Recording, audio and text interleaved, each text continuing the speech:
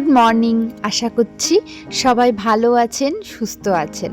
আমাদের গল্পগুলোর আরও একটি নতুন ব্লগে আপনাদের সবাইকে অনেক অনেক স্বাগত। এখন ঘড়িতে সকাল 8টা। ঘুম থেকে উঠে সমস্ত বাসি কাজকর্ম করেছি, আর আজকে সকাল সকাল পুরো ঘর বাড়ি ভালো করে ঝাড় দিয়ে মুছে নিয়েছি। সকালবেলায় এরকম পরিষ্কার পরিচ্ছন্ন ঘর বাড়ি দেখলে না মনটা ভীষণ ভালো লাগে, আর সেই জন্য আজকে খুব ভালো লাগছে যেহেতু সকাল সকাল ঘরগুলো মোছা হয়ে গেছে। আর এই যে দেখুন আমার নতুন অতিথি।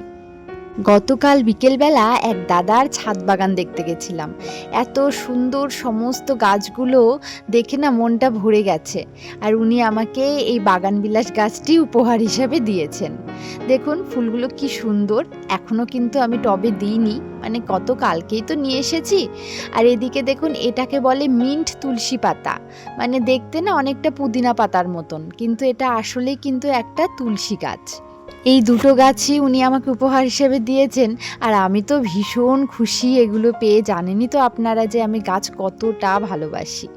আর এখন ভাবছি এই আরিকা পামটাকে একটুখানি রোদ্দুরে দেব, তার কারণ বেশ কয়েকদিন হয়ে গেল এখানে সিঁড়ির কাছে রেখেছি এটা, তো মাঝে মধ্যে তো রোদ্দুরে দেওয়া দরকার, সেই জন্য ভাবলাম যে আজকে একটু রোদ্দুরে দিই। আজকে সকাল থেকে কাজের খুব একটা চাপ নেই। কালকে ননদরা এসেছেন, আমার 3 ননদ এসেছে। গতকাল সন্ধ্যাবেলায় আমাদের বাড়িতে এসেছে। গতকাল সন্ধ্যাবেলা কিন্তু ভীষণ হই হুল্লোড়, বাড়িতে ভীষণ মজা হয়েছে।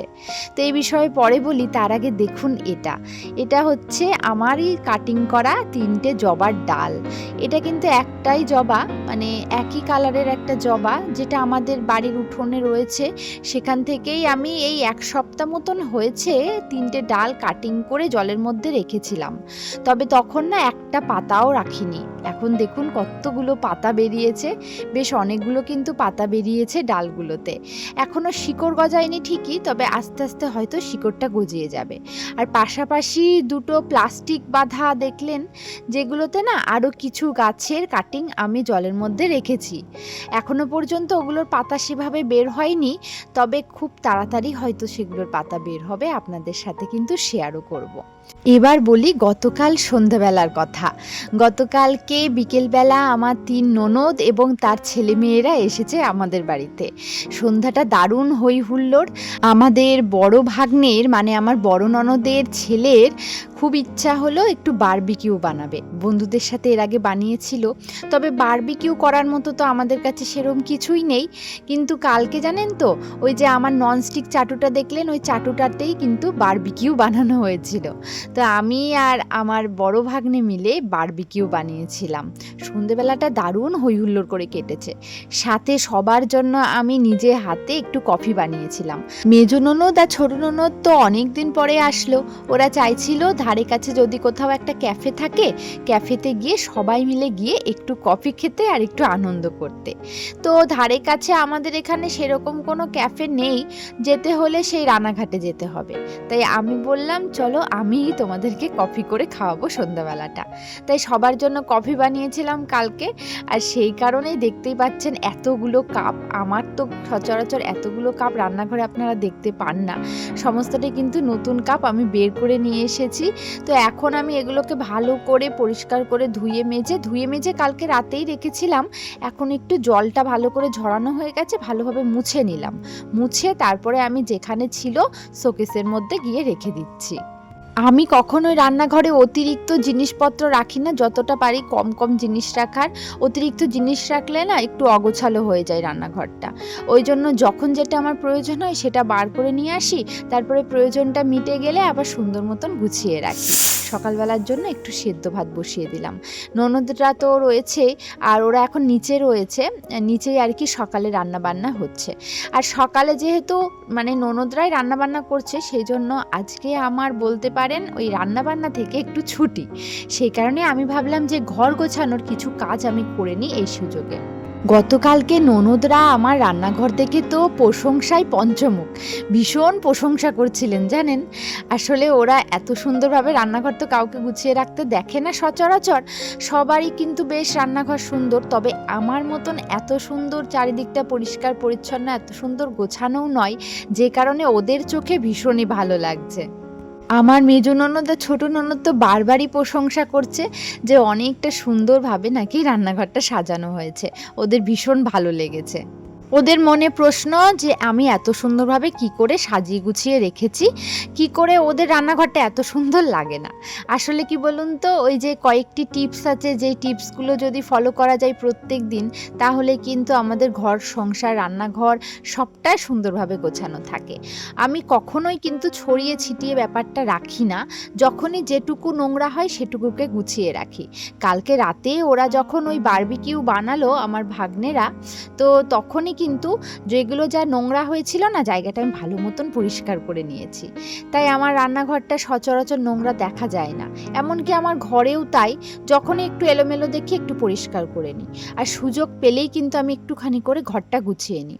দেখা গেল আমি হাতে 5 মিনিট মতন সময় পেলাম, 5 মিনিটে ঠিক যতটা গোছানো হবে ততটাই আমি কিন্তু গুছিয়ে নেব। মোটামুটি ঘরটা গোছানো হয়ে গেছে, এখন আমি চলে এসেছি নিচে। আজকে বড় ননদ নিজের হাতে সকালবেলা সবার জন্য বানাচ্ছে ইডলি, আর এটা না সুজি দিয়ে বানাচ্ছে। সুজি দিয়ে ইডলিটা কিন্তু এই প্রথমবার খেলাম, কিন্তু খেতে কিন্তু অসাধারণ লাগলো। আর খুব তাড়াতাড়ি হয়েও যায় সুজি দিয়ে ইডলিটা, তা না হলে চাল বা ডাল দিয়ে বলুন ইডলিটা হতে সময় লাগে, কারণ ওটা তো অনেকক্ষণ ভিজিয়ে রাখতে হয়। যেহেতু চাল ডালটা পুরো ওভারনাইট ভিজিয়ে রাখতে হয়, সেজন্য সব সময় তো সেটা হয়ে ওঠে না। আর এটা না মাত্র 15 থেকে 20 মিনিট ভিজিয়ে রেখেছিল বলতে একটু টক দই দিয়ে সুজিটাকে কিছুক্ষণ ভিজিয়ে রেখেছিল। তারপরে সাথে একটুখানি বেকিং সোডা দিয়ে ভালোভাবে মিক্স করে তারপরে ইডলিটা বানিয়েছে। দেখুন কি সুন্দর হয়েছে ইডলিগুলো, আর ভীষণ সফট হয়েছে। জানেন তো, সুজি দিয়ে ইডলি বানালে যে এত সুন্দর হয় আপনারা ভাবতে পারবেন না, একবার খেয়ে দেখবেন। আর সাথে না ননদ একটু বাদামের চাটনিও বানিয়েছে। আমার তো বেশ অনেক দিন ধরেই ইচ্ছা যে একটু ইডলি বানাবো, তবে কি বলুন তো, মিছরিকে নিয়ে না পেরে উঠি না। তাই এরকম ধরুন টুকটাক সকালবেলা ব্রেকফাস্ট করার জন্য সময় আমার হয়ে ওঠে না। তবে খুব ইচ্ছা মিছরি আরেকটু বড় হোক, তখন বেশ মাঝে মধ্যেই একটু আলাদা আলাদা কিছু ব্রেকফাস্ট তৈরি করে সকালে খাওয়া যাবে। সকালবেলা খাওয়া দাওয়া হয়ে গেছে। আজ শনিবার, নিরামিষ, আর শাশুড়ি মায়ের হাতে নিরামিষ রান্নাবান্নাই আজ হবে। আসলে ননদরা শাশুড়ি মায়ের হাতে রান্নাবান্না খেতেই পছন্দ করে, যেহেতু দেখবেন মায়ের হাতে রান্নাবান্নায় আমরা সকলে ভীষণ পছন্দ করি। তাই আমি আর ওই মায়ের হাতে রান্নাবান্নার মধ্যে হস্তক্ষেপ করলাম না। তাই আমি উপরে চলে আসলাম, ওদিকে রান্নাবান্না হতে থাকুক, আর আমি এদিকে আমার যেটুকু অগোছালো আছে আর একটু ভালো করে গুছিয়ে নিই। এদিকে আমার বিছানাগুলো একটু রোদে দেওয়া হয়েছিল সকালবেলা, সেগুলোই আমি একটু ভালো মতন গুছিয়ে রেখে দিলাম। তো এবার ঘরটাতে চলে এসেছি, কিছু জামা কাপড় তুলে এনেছি যেগুলো আর কি সকালবেলা রোদ্দুরে শুকিয়ে গেছে, সেগুলো এখন সুন্দর মতো গুছিয়ে নেব। আমার বড় ননদের ঘরে বেশ দামি দামি ফার্নিচার আছে, বেশ সুন্দর সাজানোই। তবে কি বলুন তো, আমাদের মতো মধ্যবিত্ত পরিবারে কিন্তু যেটুকু আছে সেটুকুকে আমরা এই যে সুন্দর করে যদি সাজিয়ে রাখি, তাহলে কিন্তু ওই দামি ফার্নিচারগুলোও হার মানিয়ে যায়। আর আমার ননদরা আমার ঘর সংসার সাজানো দেখে এই জন্যই প্রশংসা করছে যে আমি কি করে দামি ফার্নিচার ছাড়াই এত সুন্দর করে আমার ঘর সংসারটাকে সাজিয়ে গুছিয়ে রাখতে পারি। আসলে কি বলুন তো, সারাদিনের মধ্যে আমি একটু সময়ও বসি না বা বিশ্রাম নিই না, যে কারণে আমি যখনই সুযোগ পাই একটু একটু করে গুছিয়ে নিই। আমরা যখনই না কোনো কাজ ফেলে রাখবো তখনই দেখবেন ঘরটা মেসি হয়ে যায়। যেমন ধরুন এই যে জামা কাপড়গুলো আমি তুলে নিয়ে আসলাম রোদ্দুর থেকে, শুকিয়ে গেছে যেহেতু। তো এখন যদি আমি জামা কাপড়গুলো রেখে দিতাম যে পরে গোছাবো বলে, তাহলে ওই খাটের ওপর পড়ে থাকতো, আর খাটটা ভীষণ দেখতে বাজে লাগতো। সেই জন্য আমি আগে এগুলোকে সুন্দর মতন ভাঁজ করে যেখানে ছিল আর কি জামা কাপড়গুলো, সেখানে সুন্দর মতন রেখে দেব। তাতে করে আমার ঘরটাও বাজে দেখতে লাগবে না, খাটের ওপরটাও বাজে দেখতে লাগবে না। বা অনেক সময় আমাদের বাড়িতে হঠাৎ করে কোনো লোক চলে আসে, তো বাড়িতে যদি হঠাৎ কোনো বাইরের লোক চলে আসে, তাহলে বিছানার ওপর যদি এরকম জামা কাপড় ছড়ানো ছেটানো থাকে, তাহলে সেটা তার কাছেও দেখতে ভালো লাগবে না, আর আমাদের মনের মধ্যেও কিন্তু খুব খারাপ লাগবে। সেই জন্য যখনকার কাজ ঠিক তখনই গুছিয়ে রাখলেই কিন্তু আপনার ঘর বাড়ি সবটা কিন্তু সুন্দরভাবে গোছানো থাকবে। আর সাথে খুব কম দামের টুকিটাকি জিনিসপত্র দিয়েও যদি ঘরটা সাজাতে পারেন, আমার তো বেশিরভাগ জিনিসটাই কিন্তু ফেলে দেওয়া অপ্রয়োজনীয় জিনিসপত্র দিয়েই ঘরটা সাজানো। আমার রান্নাঘরে এই যে টপ কাউন্টারটার এখানটাই কিন্তু বেশ সুন্দর করে আমি সাজিয়ে রেখেছি। তবে শুধু সাজিয়ে রাখলেই তো হবে না, সাথে সব কিছু পরিষ্কার পরিচ্ছন্ন রাখতে হবে। তাই আমি যখনই ওই টুকিটাকি একটু সময় পাই, ধরুন 10 মিনিটের সময় যদি পাই, এভাবে একটু আমি একটা লিকুইড বানিয়ে রেখেছি, যেটা ওই ডিশ ওয়াশার টাইপের। তো ওটা দিয়ে আমি একটুখানি করে পরিষ্কার করে নিই। এই লিকুইডটা আমি ভিনিগার ওই ভিম জেল একসাথে মিশিয়ে বানিয়ে রেখেছি, যাতে করে এভাবে টুকিটাকি জিনিসপত্র পরিষ্কার করা যায়। তো এইভাবে যদি আমরা মাঝে মধ্যে সময় পেলেই পরিষ্কার করে নিই, তাহলে না ওই যে তেল চিটচিটে যে ভাবটা চলে আসে কন্টেনারের গায়ে, সেটা আর থাকে না, সেটা চলে যায়। যেহেতু আমাদের রান্নাঘরে কোনো চিমনি নেই, তাই তো একটু তেল চিটচিটে ভাব আসবেই।